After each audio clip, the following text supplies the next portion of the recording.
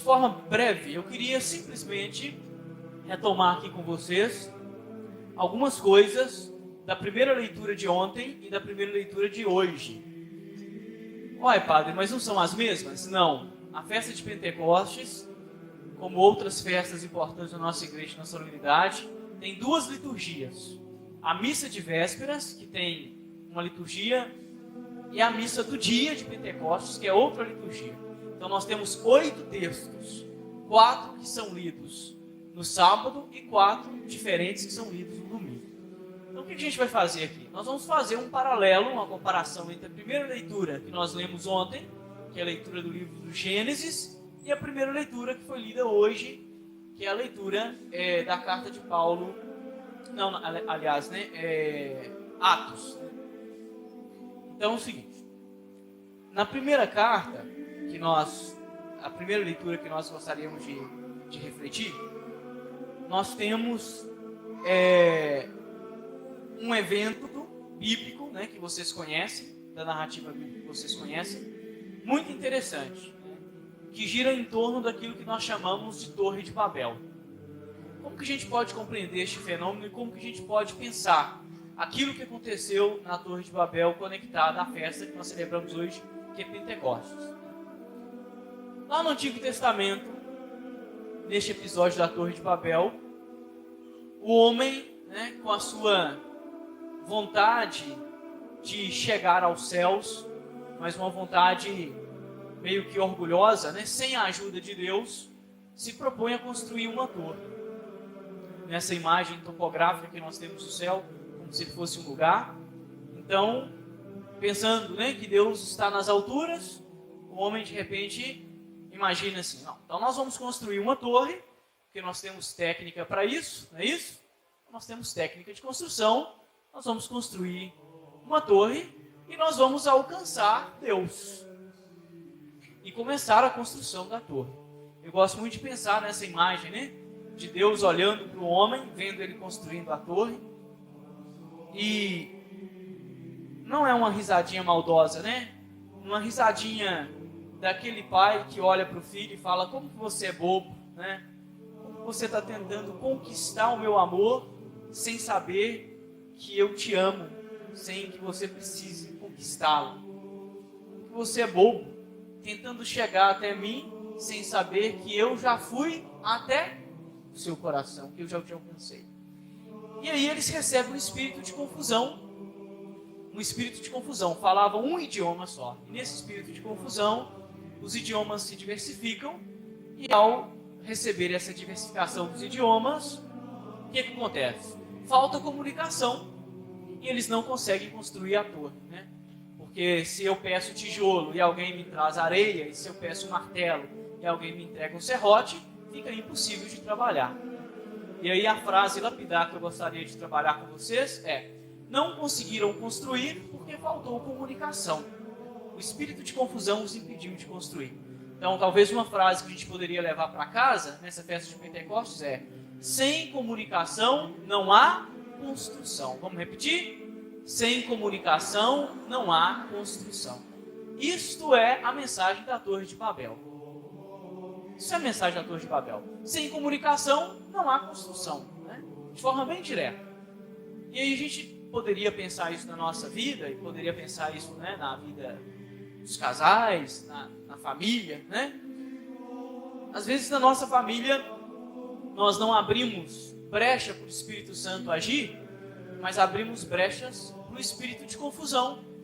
E aí nós perdemos o princípio da comunicação.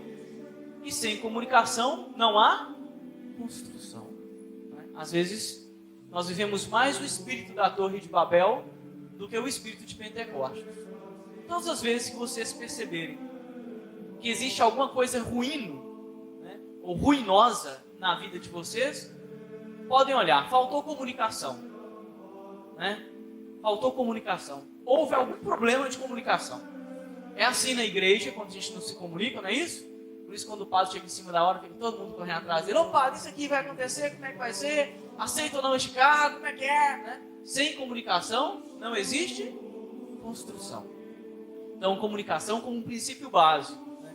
E a festa de Pentecostes traz isso para a gente de forma muito bacana, porque, ao contrário da Torre de Babel, onde falta comunicação e não existe construção, Pentecostes, ou em Pentecostes, os homens que falavam línguas diversas recebem um espírito de união e não de confusão. E como o Espírito Santo é o espírito de união, mesmo falando diversos idiomas, eles conseguem se comunicar. E a linguagem do Espírito, né, ao contrário do que muita gente poderia pensar, não é uma linguagem, né, vamos dizer assim, da nossa gramática humana, né, a linguagem dos filólogos, né? Não, a gramática do Espírito Santo é o amor. Né? É muito bacana a gente pensar na gramática do Espírito Santo como um amor. A linguagem do Espírito Santo é o amor. Né? E por isso é muito bonito a gente pensar, né, que no lugar da cobiça de conquistar o céu, no lugar da cobiça de conquistar o céu, que está lá na Torre de Babel, nós temos aqui em Pentecostes não a cobiça, mas a linguagem do amor que une. Né? Do amor que une. E por isso as pessoas se compreendem. E aí sim, com comunicação, a construção. E nasce a igreja. Nasce a igreja de Deus. Né? Nasce a igreja. Então, seria interessante a gente ficar, né, com essa frase no coração. Sem comunicação não há construção. Na minha família, eu estou abrindo espaço para o Espírito Santo nos dado em Pentecostes ou para o Espírito da Torre de Babel? Qual é o Espírito? Né?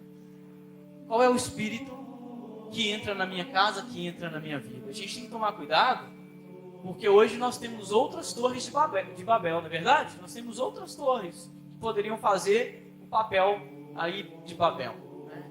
É muito interessante a gente pensar que numa era onde a gente tem todos os veículos possíveis de comunicação, a gente não tem o tempo todo, por exemplo, comunicação assertiva, né?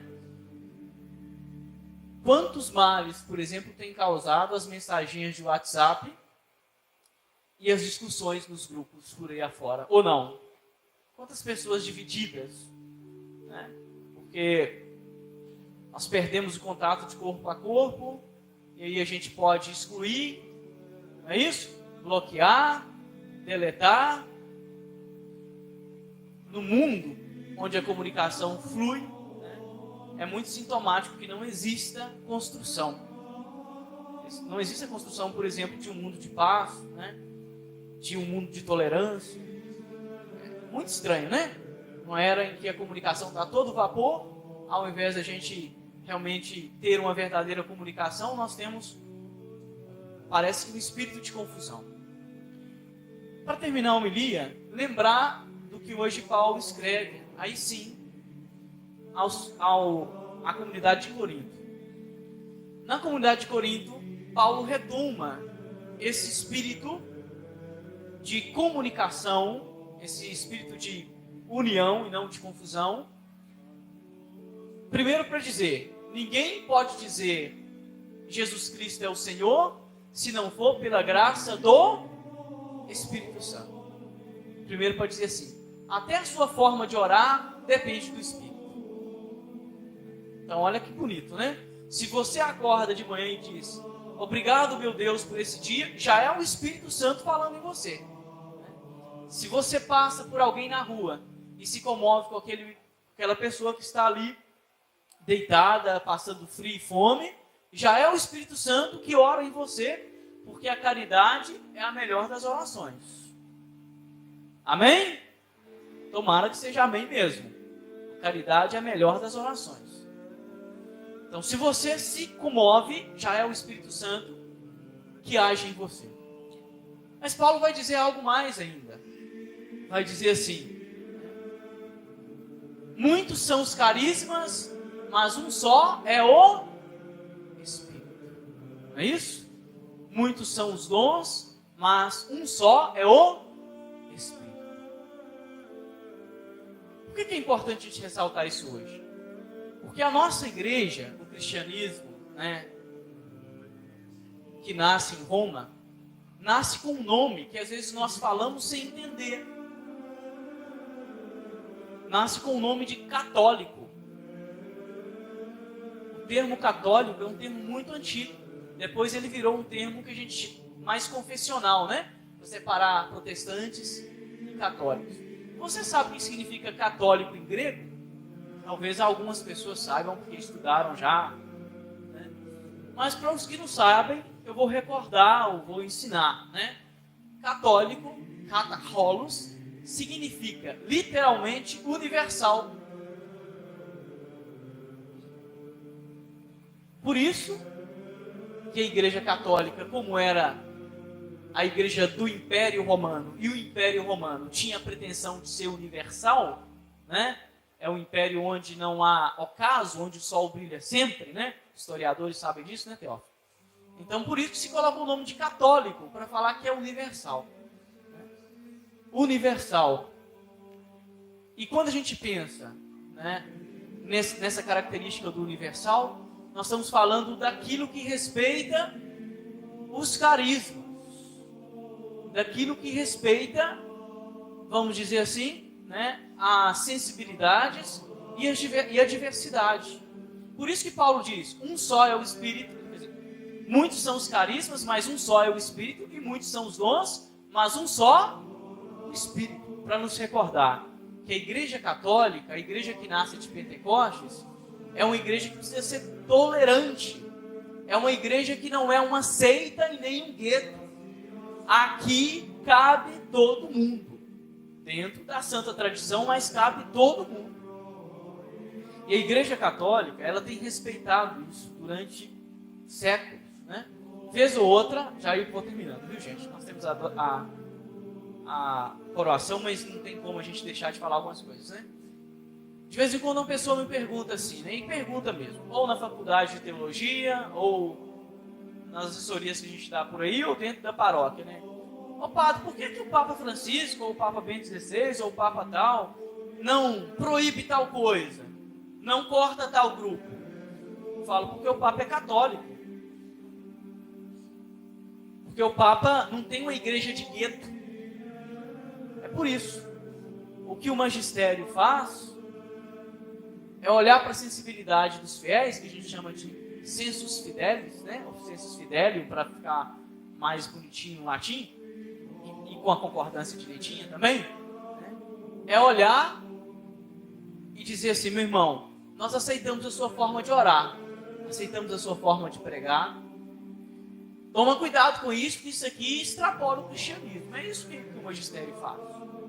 Nossa igreja não é um gueto.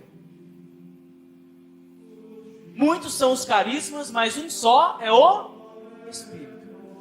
E eu vou fechar essa noite com um comentário que pode ser que não agrade a alguns, mas carinhosamente eu recordo que eu não fui ordenado para agradar ninguém, né? E que aconteceu nessa paróquia. Quando eu cheguei aqui, que eu assumi, hoje nós estamos falando da liturgia, né? Que eu fui ter uma reunião com a liturgia, primeira ou segunda reunião, teve uma discussão, um debate na nossa liturgia. E o debate era, padre, pode ou não bater palma na missa? Esse era o debate. E aí, vai lá, argumento daqui, argumento dali, né? Eu digo para as pessoas, dificilmente vocês vão me ver fazendo muitos movimentos corporais, porque a minha mineiridade lá de Santa Efigênia de Minas não me deu uma expressão corporal muito bacana. Então eu não danço, eu não sou uma pessoa de festejar muito, assim, de balançar a mão, né? No carnaval eu passo lindo em casa, sempre passei, né? Então não tenho expressão corporal para fazer essas festas todas, né? Então, mas eu disse o seguinte, meu irmão, e a pessoa, claro que não ficou muito feliz, né? Deus não vai te condenar pela palma que você bate na Santa Missa, mas pela sua arrogância e falta de caridade com seu irmão, sim. Trocando em miúdos, uma palma não te leva para o inferno, não, mas a falta de amor com o seu irmão O orgulho espiritual de pensar que o seu jeito de orar é o melhor te leva a perder. Muitos são os carismas, um só, o Espírito. Quem é você para dizer que a sua oração é melhor do que o seu irmão? Quem é você para dizer que a sua forma de orar e de pregar é melhor do que a do outro? Ainda jogando culpa numa tradição. Tradição é tradição, mas enculturada. Está falando lá do norte da Europa, né? Onde as pessoas não têm expressão corporal nenhuma e nem se cumprimentam com abraço. Então, para eles é muito normal que não exista expressão de louvor. Mas na América Latina e no Caribe, né? Onde deu, vamos falar assim, 27 graus, a gente já está colocando uma camisa regata e saindo para a rua de chinelo, a gente querer cortar essas expressões corporais, jogando culpa numa tradição. Muitos são os carismas, um só o Espírito. A Igreja Católica é católica. Ela não é um gueto. É por isso que o Papa não expulsa para lá e para cá, a não ser que seja uma coisa muito séria. Porque nós queremos evitar cismas, aqui cabe todo mundo. E se alguém sair fora da tradição, se alguém extrapolar um pouquinho, é dever do magistério, né, ou do pároco da paróquia, se a coisa estiver complicada, chamar a atenção. Então, eu acho que é importante a gente pensar nisso, né? Sem comunicação não existe construção. A igreja é católica e não um gueto. Muitos são os carismas, um só, o Espírito.